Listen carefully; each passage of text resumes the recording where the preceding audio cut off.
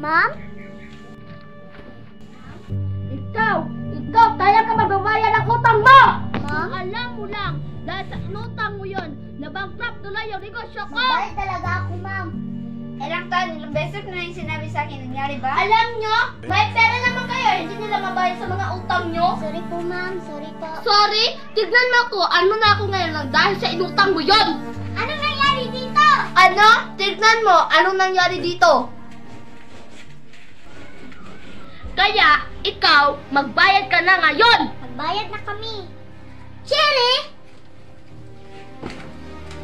Ganun na lang pala eh. Ang dali niyong suyuin. Cherry, wag! Walang tayong pagpilian, Dina. Meron tayong pagpipilian, Cherry. Alam mo naman na yan ang naipon natin sa isang buwan. At yan na rin ang tostos ng pagkain sa pang araw-araw. Oo nga, dahil ikaw mamutang at ating babayaran.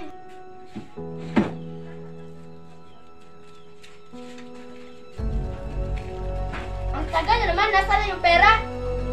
Yan na yung pangbayad namin. Salamat, kaya huwag na kayong babalik sa negosyo ko. Kayo, huwag na kayong uutang ulit. Kayong dalawa, huwag na kayong babalik. Alis na